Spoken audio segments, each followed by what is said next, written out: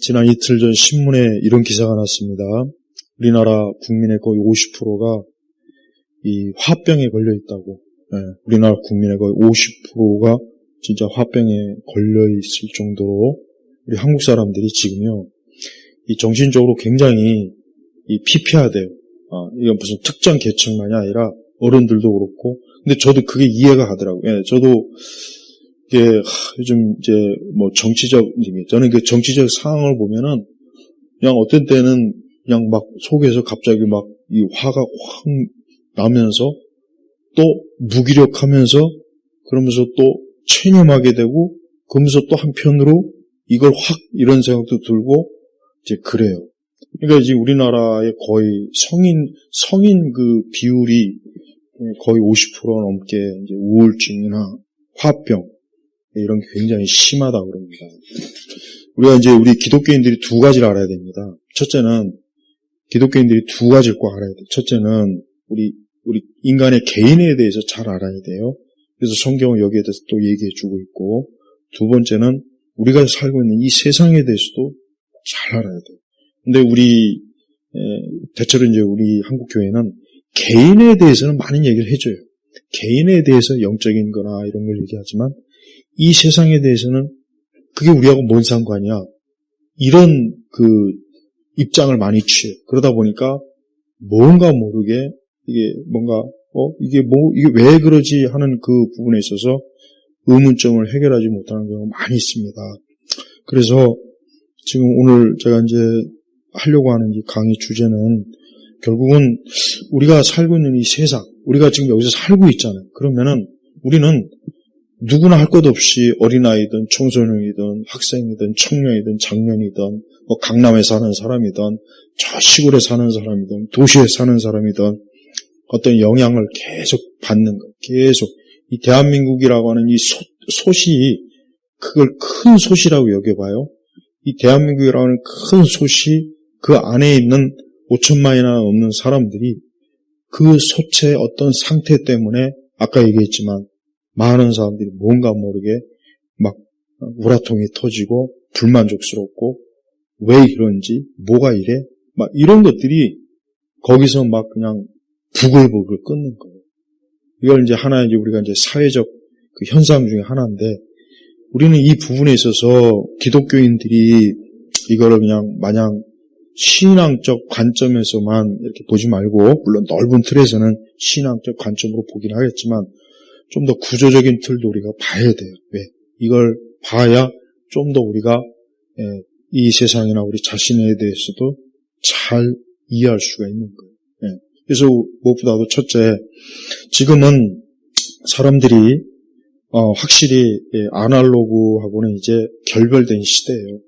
더 이상 이제 누구를 막론하고 지금은 이제 더 이상 아날로그 시대가 아니라 말 그대로 디지털 시대에 본격적으로 우리는 살고 있어요. 그럼 디지털 시대의 그 가장 중요한 게 뭐냐면 이 사람이 더 이상 사람들과 교류하지 않아도 되는 세상이 돼버린 거예요.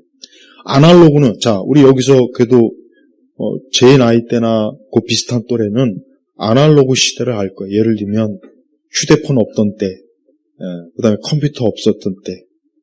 근데 내가 지금 생각해도 어떻게 컴퓨터하고 휴대폰이 없었을 때 어떻게 살았을까? 막 뭔가 정보나 이런 것들이 이거를 지금처럼 빨리빨리 알아야 되는데 그때 도대체 어떻게 살았을까? 어떻게 사람들하고 친구들하고 약속하고 어떻게 약속 시간에 또 만날 수 있고 물론 전화가 있긴 했죠. 옛날 전화가 있긴 있었지만 지금하고는 너무 차이가 나잖아요. 근데 지금은 이제 그런 더 이상 아날로그적인 그 세상이 아니고 이제는 사람이 누구나 할 것 없이 독립적인 세상이 돼버린 거예요. 독립적인 세상. 독립적인 세상이 됐으니까 이제는 굳이 친구나 이웃이나 가족하고 막 부대끼지 않아도 살 수 있는 세상이 지금이에요.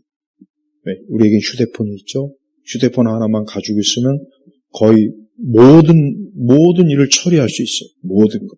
그러다 보니까 사람들은 이제 사람들과 이렇게 대면해서 문제를 해결하는 방식이 어때요? 굉장히 미숙해요. 그래서 예전에는 얼마든지 대화나 그 다음에 얼마든지 서로 이렇게 관계 속에서 문제를 해결하는 게 그게 자연스러웠는데 지금은 그게 어려운 거예요. 지금은 그게 어색한 거예요. 일단 네, 가장 정확한 표현 어색하다. 이게 좀 뭔가 좀 어색한데 이게 마치 내 몸에 맞지 않는 옷을 입고 다니는 것처럼 내 발 사이즈에 맞지 않는 뭔가 신발을 신는 것처럼 어색하고 힘든 거예요. 그러다 보니까 사람들은 점점 어때요? 자기 자신을 고립화시키고 점점 더 어때요? 좀 더 사람들과의 관계 속에서 살기보단 어때요? 이제 내 개인의 주체로 사는 걸 그걸 선호하는 거예요. 결혼 안 하는 것도 물론 여러 가지가 있지만은 그 요인이 가장 큽니다. 왜? 결혼하면 불편한 거예요. 아무리 남녀가 사귄다 해도 같이 한 집에서 사는 게 불편하고 힘든 거예요. 이게 어색한 거예요. 그러니까 결혼해도 얼마 안 있다 헤어지는 것도 여러분 옛날에는 결혼해서 문제가 없었습니까? 옛날에도 문제 많았어요. 싸우고 다투고 술 먹고 옛날 사람들은 천사 아니에요. 근데 그때는 사람들이 그런 문제를 관계 속에서 해결하는 거를 터득하면서 살아왔기 때문에 그런 것도 어쨌든 해결해 가면서 이렇게 하죠. 물론 그때도 막장은 있긴 있었지만, 근데 지금은 일반적인 사람들도 이 관계 속에서 뭘 하는 게 쉽지가 않은 거예요. 지극히 평범한 사람도 이게 어려우니까 그냥 깨끗하게 깔끔하게 또 쉽게 모든 문제를 해결하자. 이게 모든 게 다 그런 식으로 받아들이는 거예요. 그리고 우리 한국 사회는 오늘 내가 꼭 얘기하고 싶은 거는 아무리 이걸 다루지 않으려고 해도 이 정치가 너무나 우리 한국 사람들 개개인에 나쁜 영향을 미쳐요. 너무 안 좋은 영향을 미치는 거예요. 같은 문제도 유럽이나 북미나 다른 나라를 보면 우리보다 훨씬 덜해요. 근데 우리 한국은 지난 100년 동안 우리 한국의 역사를 보면은 일본이 통치했죠. 일본이 통치한 원인도 우리가 막 최선을 다해서 우리가 하다 힘이 정말 없어서 통치를 받은 것이 아니라 너무나 무기력하고 무능력한 유교주의적 망상에 사로잡힌 왕과 그 당시의 지도자들 때문에 그냥 일본에 의해서 이제 30년 넘게 통치받았고 그 다음에 이제 어때요? 해방이 됐고 해방도 우리 스스로가 된 것도 아니고 그 전부터 이제 우리 한국 사회 이제 사회주의나 공산주의가 깊이 밑바닥에 거의 대부분의 그 당시 엘리트들은 전부 다 사회주의자들이에요. 전부 다 사회주의 아니면 공산주의에 빠진 사람들이란 말이에요. 그러니까 이런 사람들이 해방 전후로 또 이 사회 지도층이 있었죠. 리더 있었죠. 그러다가 6.25 전쟁이 일어나고 6.25 전쟁이 일어나고 나서 남과 북이 갈라지고 북한은 어쨌든 그런다 쳐도 우리나라는 이 자유민주주의라고 하는 망상과 환상에 사로잡힌 사람들이 너무나 많은 깽판을 저질러놨어요. 그 사람들이 오히려 이 사회를 더 불안정하게 만든 거예요. 아무것도 국민의 대부분이 무슨 대학을 나온 것도 아니고 글도 읽을 줄 모르는 사람들이 거의 태반인데 거기다 대고 민주주의 어쩌고 저쩌고 세뇌시킨 사람들이 잘못된 민주주의 환상에 사로잡혀가지고 사실은 공산주의나 사회주의 같은 거기에 그냥 일몰이 돼가지고 그 사람들이 노예가 된 사람들이 지금까지 이 사회의 이 지도층 주류를 지금 사로잡았단 말이에요. 그러니까 그 사람들이 우리 사회를 굉장히 혼란스럽게 만들어요. 그러니까 기독교인들은 개인의 문제도 문제지만 그 개인 한 사람 한 사람이 이 사회를 어떻게 만드는가 또 우리가 잘 알아야 돼요. 그래서 그로 인해서 발생되는 문제가 굉장히 많은 거예요.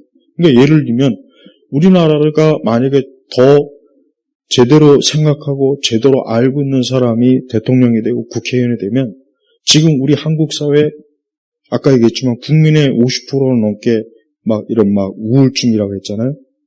내가 볼 때는 한 5%로 확 떨어질 거라고 난 자신 있게 생각해. 왜? 결국 왜 사람들이 우울증이 왜 걸리겠냐고. 사람들은 자기가 살고 있는 그 환경에 영향을 받기 때문에 그 환경이 자기에게 자기의 정신과 마음을 차분하게 하고 평안하게 하면은 이 사람도 어때요? 평안하고 차분해지지만 압박을 주는 사회나 사회 구조가 되면은 사람들이 정신적으로 스트레스가 차는 거예요. 자, 예를 들면 심리학자들이 실험한 게 있잖아요.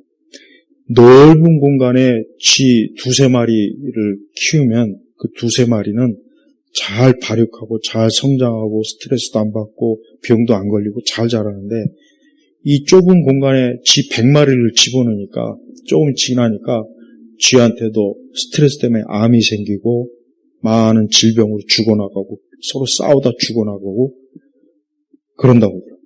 그러니까 봐요. 그러니까 그 심리학자들이 사회 심리학자들이 실험한 쥐를 가지고 실험한 게 뭐냐면은 결국 사람도 똑같다는 거예요. 뭐냐? 한 곳에 모아놓고 서로 갈등, 싸움, 막 부추기는 그런 교육, 그런 정치구조, 사회구조, 인군구조, 경제구조를 만들어 놓으면은 사람들이 어떻게 되냐? 그것 때문에 스트레스가 생기고, 우울증 생기고, 정신병 생기고, 그것 때문에 막, 병도 막, 그러는 거. 똑같다는 거예요, 똑같다는 거예요.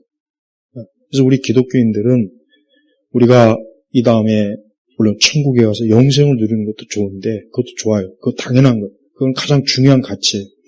그러나 우리 그리스도인 한 사람 한 사람이 이 세상을 사는 동안 우리 그리스도인들은 내가 어디에 있든 무엇을 하든 내가 살고 있는 이 세상을 좀 더 좋은 체계로 만드는 일에 우리 그리스도인들이 반드시 거기에 자기가 그럴 만한 능력이 있고 의지가 있고 그럴 만한 이게 있으면은 꼭 그런 데 참여해야 돼. 그래서 더 사람들이 어때요? 평안하고 안정되고 또 사람들이 안정되게 살 수 있는 그런 사회 구조와 체제를 만드는데 우리 그리스도인이 절대 뒤로 물러서지 말고 거기에 적극적으로 참여해야 돼.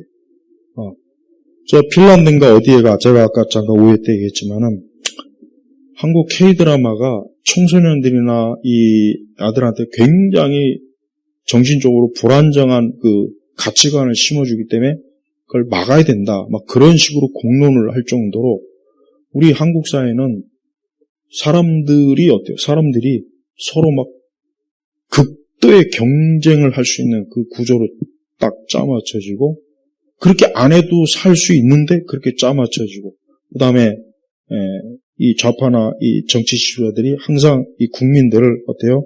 어떻게 하면 이 국민들을 자기들에게 순응하고 또 무기력하게 만들 수 있을까 하는 오직 그거 한 가지만을 지금 목표로 우리 대한민국 사회를 지금 계속해서 수십 년 동안 지금 어때요? 이 체제를 지금 만들어 온 거예요. 그러다 보니까 우리는 그런 것도 모르고, 우리는 세상이 원래 나빠, 세상에 문제가 커. 우리 한국 사회는 원래 그렇지. 그걸 당연하게 여기는데 어느 한편에서는 일부러 그렇게 만들어서 점점 사람들이, 우리나라 사람들 자체가 거칠어지고 정도 없어지고 오직 더 이기적이고 그 다음에 남을 더 짓밟을 수 있는 잔인성을 더 키우게 만들고 그 다음에 또 항상 이 사람들을 굉장히 어때요? 이 계층을 일부러 계층을 만들어내는 일부러 계층을 서로 부딪히게 만들고 싸우게 만들고 갈등하게 하는 그런 드라마, 영화를 자꾸 만들어서 사람들이 그것이 당연하다 여기게 지금 만드는 그런 요소들이 계속 지금 주입되고 있어요. 그 다음에 교육에 대해서도 얘기해 보면은 자, 교육의 가장 기본은 뭐냐? 교육의 가장 기본은 이건 고대 그리스부터 항상 교육의 가장 이 동양도 마찬가지. 교육의 기본은 뭐냐면은 인간을 인간으로서 온전한 인격체로 만들어주는 게 교육의 목표예요. 이건 동양이나 서양이나 똑같아요. 그러니까 공자나 맹자나 소크라테스나 똑같다는 얘기예요. 그건 참 좋은 거죠. 그런데 우리나라 교육은 어때요? 우리나라 교육은 벌써 어린 시절부터 친구나 누구를 서로 적으로 여기고 싸우게 만들고 내 성공을 위해서 너를 짓밟게 만들고 그리고 더 무서운 거는 그게 우리 부모님들에게도 그대로 주입된 거예요.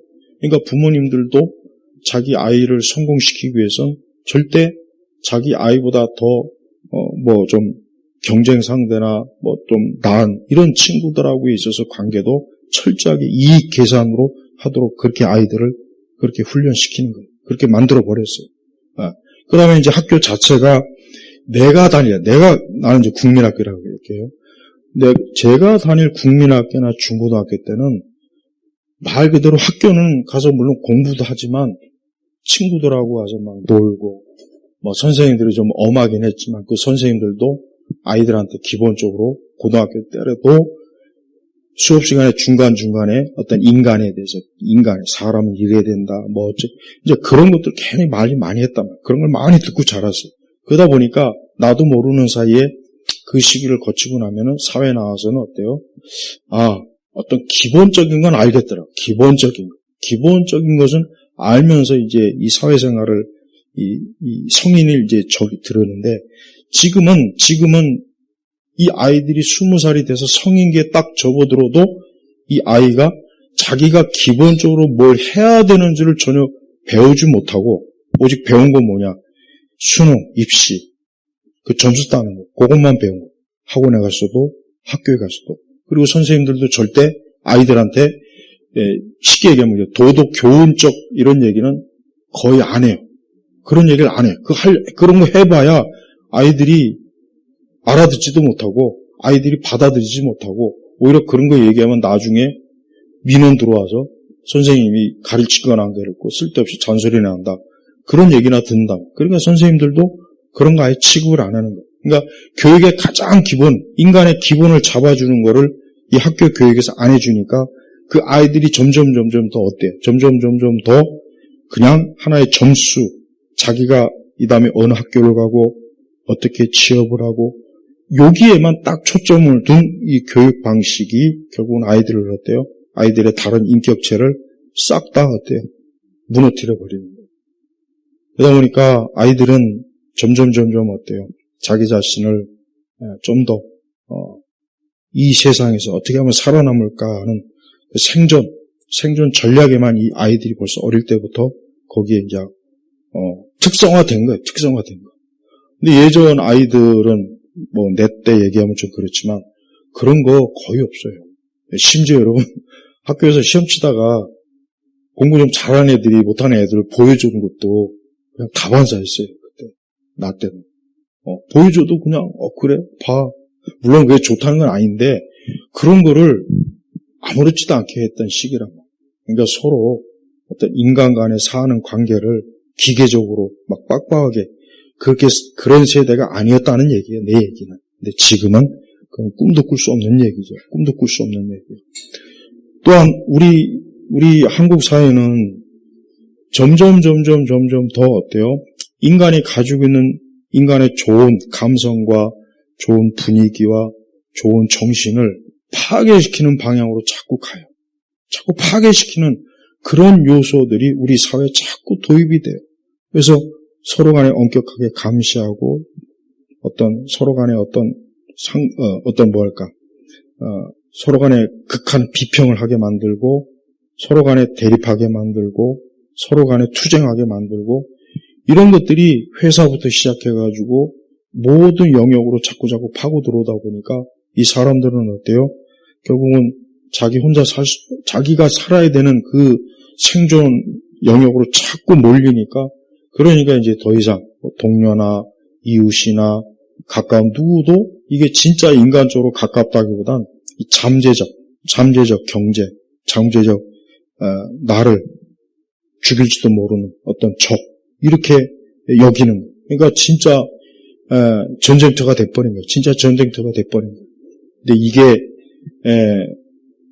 우리 개개인의 모든 영역으로 다 들어왔어요. 우리 가정에도 들어와 있고 친구 관계에서 들어와 있고 직장에서는 당연한 것이고 심지어는 교회도 그래요. 교회도. 여러분 나는 분명히 내가 말할 수 있는 것은 내가 어릴 적 다니던 내가 청소년 시절에 다니던 교회하고는 내가 목회하는 이 교회도 그때 분위기하고는 아니에요. 아닙니다. 솔직히 아닙니다. 그러니까 그때는 정말 교회에 있는 성도들은 정말 다 가족이에요. 정말 가족이에요. 그냥 가족이에요. 가족. 정말 가족 같다는 생각이 들어요. 근데 나는 내가 90년도 초반부터 전도사로 사역했지만 벌써 점점 시간이 가면 갈수록 나는 교회가 회사가 아닌가 하는 생각이 들 때가 있어요. 솔직히 내가 이거 회사 아닌가? 이 교회가 이거 꼭 회사 같다. 그나마 규모가 좀 작으니까 그나마 우리는 그래도 좀 훨씬 나은 거예요. 규모가 큰 데는 진짜 말 그대로 회사입니다. 내 얘기 들어보면은 굉장히 진짜 정말 회사 같다는 생각밖에 안 들어요. 그래서 교회조차도 어때요? 교회조차도 인간이 가지고 있는 그 좋은 정서나 감정이나 생활 이런 여러 것들이 빠져나가고 그냥 어떻게 보면 교회도 그냥 하나의 이 사회 구조에 그냥 영합한 그런 집단으로 이렇게 싹 변해버렸어요. 우리 한국의 이 상황은 단순한 그 어떤 민주당이냐, 뭐 국민의힘이냐, 야당이냐, 또 무슨 뭐 여당이냐, 더 심지어 나가서 뭐 사회주의냐, 공산주의냐 이런 차원을 넘어서 우리 한국 사회는 어때요? 우리 한국 사람들을 전반적으로 우리 한국 사람들 자체가 어때요? 자체가 어때요? 구조적으로 우리 서로가 죽이고 파괴하고 서로가 못 믿게 하고 서로 의심하게 만들고 또 어쨌든 나는 이 사회에서 최고로 가야 돼. 그리고 나머지 나보다 더 잘난 사람은 없어야 돼. 이런 생각을 어릴 적부터 장착하게 만드는 그런 구조를 이 사회가 지금 쭉 가지고 있는 거예요. 그러니까 이런 것들이 결국 우리를 계속해서 스트레스 받게 하고 뭔가 모르게 가만히 있어도 막 화가 나게 만들고 뭔가 모르게 가만히 있어도 뭔가 모르게 알 수 없는 그런 불안감이 내게 자꾸 들어오게 만드는 거예요. 그러면서 또 문제가 뭡니까? 또 문제는 인간이 가지고 있는 이 정신과 마음은 이게 비록 보이지 않는 거지만 그건 문화로 표출이 되게 돼 있어요. 그러니까 인간의 마음과 정신은 모든 영역에서 다 표출이 됩니다.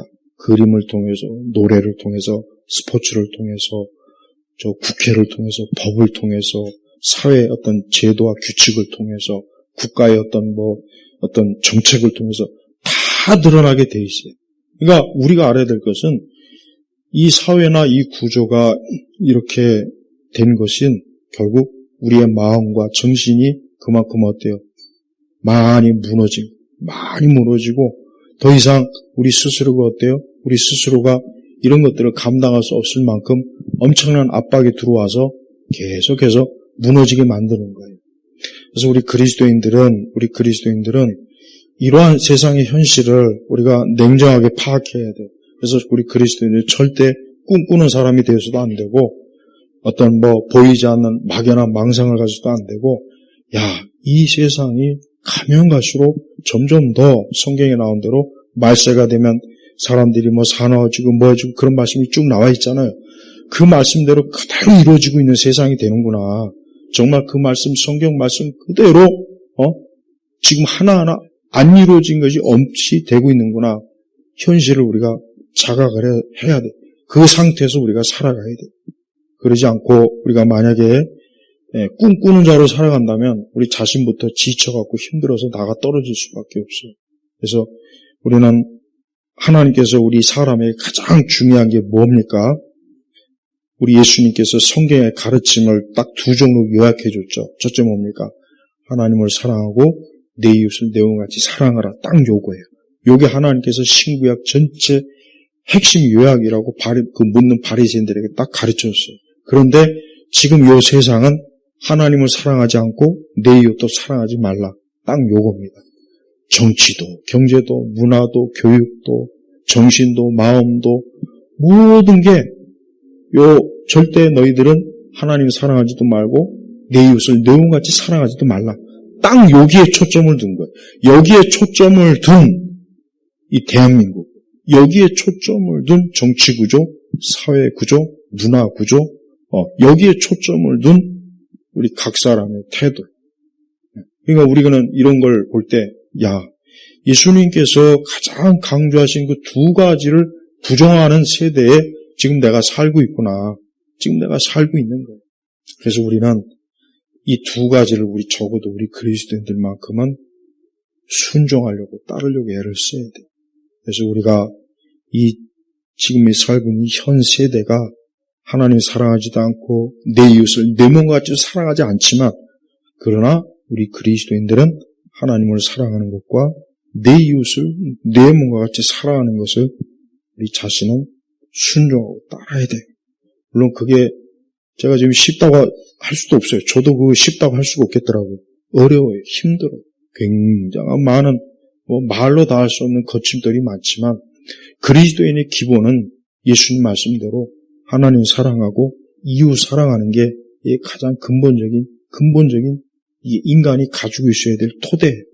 그러니까 이 토대가 좋은 문명을 만들고 좋은 국가를 만들고 좋은 사회를 만들고 좋은 이웃을 만들고 좋은 기업을 만들고 또 좋은 가정도 만들고 다 그 바탕에 있는 거예요. 근데 그 바탕이 그렇지 않으면은 아무리 우리가 거기에다 좋은 걸 좋다고 하는 걸 문명을 쌓아봐야 결국은 또 무너지고 그런 거예요.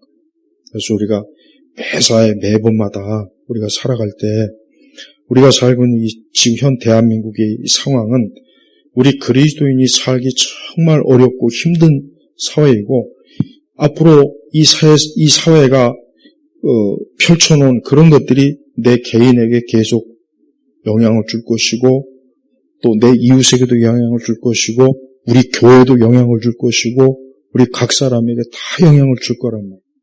그러니까 그때 우리는 좀 그런 현실에 대해서 냉정하게 살펴서 우리가 이럴 때 내가 어떻게 하나님의 뜻을 추구하고 하나님을 믿고 내가 하나님께 도움을 구하고 하나님이 기뻐하시는 방향으로 갈까 하는 그 부분을 우리가 잘 수용해야 돼요. 그냥 그게 우리가 해야 될 모습이에요. 그러지 않고 자칫하면은 우리가 살고 있는 세대 될 대로 되라. 뭐가 됐든 내 알 바 아니다. 그래서 자칫 우리가 충동적이거나 감각적이거나 그냥 되는 대로 기분 내키는 대로 그렇게 살지 않아야 되는 게 굉장히 중요합니다. 또 우리 자신의 생각과 마음을 잘 지켜야 돼요. 잠언의 말씀 있잖아요. 잠언의 말씀처럼 무릇 내 마음을 잘 지켜야 돼요. 내 마음. 그러니까 우리의 마음을 어떤 것에도 또 우리의 마음이 무너지지 않고 빼앗기지 않고 우리가 거기에 굴복하지 않을 그런 마음의 중심을 가지려면 그건 우리 마음에 어때요? 하나님의 말씀과 경외함이 충만해야 됩니다. 저는 어떤 세상이 돼도 적어도 우리 그리스도인은 그 세상에 지지 않는 사람이 될 수 있는 유일한 사람이라고 생각해요. 왜?